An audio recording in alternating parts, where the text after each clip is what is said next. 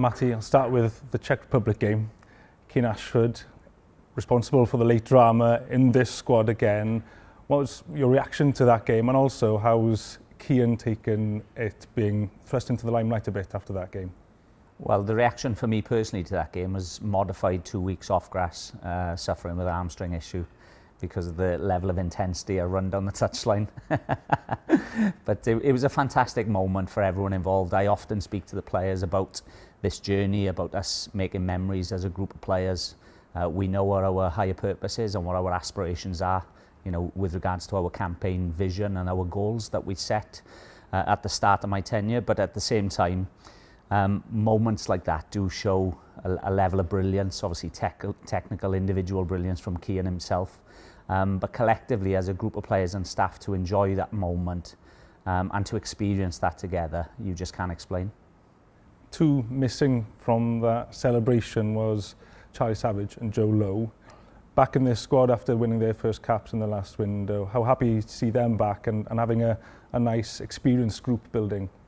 We couldn't be any more pleased, I suppose, for those opportunities provided by Pagey and the senior management staff with regards to integrating those players. I know for Charlie and Joe, they had wonderful experiences with regards to game time. But even for Luke and Owen, you know, they benefited massively from being involved within the first team during the training week and having the experience around the Gibraltar game, and then putting the process in place for them to fly out with us and take part in our game against Czech Republic. So it couldn't have gone any better. And you know, you can't be any more proud, I suppose, when you play a part of that as a coach or as a manager, knowing that these opportunities are exactly what players need to instill faith and trust into their managers.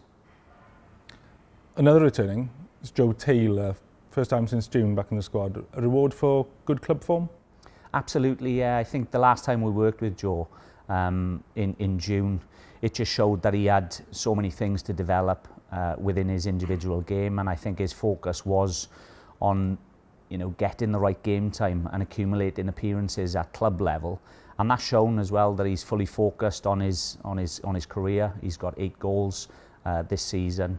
He's prolific within the box, and he's a great addition now to the squad, which is needed. I think that experience, that physicality, that sort of matureness of players, that when they come into us, this is the first time we're going to be really tested with regards to playing higher ranked teams, but in a double header. Up until now, we've had the luxury of having that breather, I suppose, and going all out for one game and being backed up by a friendly game, you know, of a lesser opponent, I suppose, and saying that respectfully. But this is our biggest challenge with regards to back-to-back games, higher ranked teams, and the pressure and the expectation that's also mounting around the group within this under-21s campaign as well. Has the back-to-back element changed or affected how you've shaped this squad? It's always going to have an impact, because up until now there's been great opportunity provided for our higher potential players, and that has helped us create that strength and depth. And I think over the last 12 months, the process we've been to has been all generated for this window, really, to make sure that we can compete. So the likes of the personnel within the squad, we know that we've got trust with the players, we've given them the experiences, we've given them game time. And through that, they've shown personality, character. They've offered so much, you know, as opposed to when we go and monitor players at clubs. Of course, you can see their abilities, the potential, the talent they showcase. But we've had a deeper understanding of what we're working with. And now we've got 23 players within this squad that can, and hopefully I'll be leaning on every one of those players, whether they get game time or not. But everyone knows their role, and whether you're a starter, finisher, or a supporter within the group, I think we've got fantastic buy-in at the moment, and a real holistic feel within the squad that everyone is pushing each other. I know I've often spoke about the healthy competitiveness within a group. It couldn't be healthier at the moment. I wanted to talk about Chris Popov getting his first call up to the under-21s while you're here. There's been a lot of talk about him as an exciting prospect in the past. He's been with the under-21s before. Now a good time to get him back, and sort of what have you seen from him recently to warrant this call-up?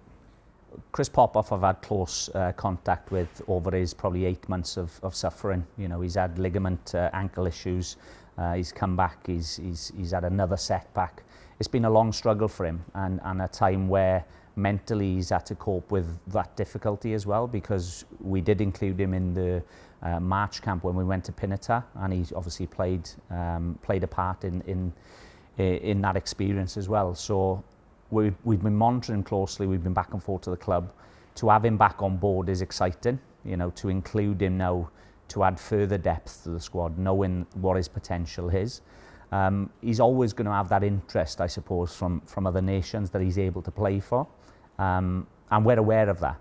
But Chris has got a pathway within our system at Wales, and I think he's pretty clear on that. We've sat down, we've spoken about that, and we fully trust that he loves coming in. It was only last week I went to watch him perform against Chelsea, and he was, you know, maybe I shouldn't use the word, but the sense of desperation that he was so itching to come back into the group. And that's a nice feeling, you know, to sense that with a player, that they love being part of what we're doing. So to welcome him back through the doors is going to be exciting for us, the staff and the rest of the players as well. Refer to the two big games coming up, Iceland and Denmarc. Iceland on a 100% win record as well, but how happy to be back home and to be able to face them both at Rodney Parade. Well, this is where you see a different dynamic of the campaign, where we've had our traumas, our adversities. So even though there's been a sense of achievement and success, there's a lot of positivity around the group. But where I feel pride is that we've had the failures along the way as well. We've had those adversities to come to battle and you know, to overcome. One being the Denmarc game. So whereas we've been in these games as the underdog and we've felt that we've overachieved at times, what now it does is gives us the onus to take the games to these, you know, to the opponents, because we're playing on our home turf, and we've got a wonderful opportunity now to show the confidence and the team belief that we have built up until now. So even though we're playing, again, higher ranked teams, both in Iceland and Denmarc, and the experiences that they've had have been so healthy in terms of qualifying for final tournaments, that is our aspiration, that is our vision, and that's our dream. So we'll be doing everything to not only compete against these teams like we have done already, but put a showpiece on for our home fans on our home turf, and hopefully it'll be a demonstration of where we've come as a group. We all know the experiences we've had and where we've been, but now it's an opportunity to show everyone where we're going.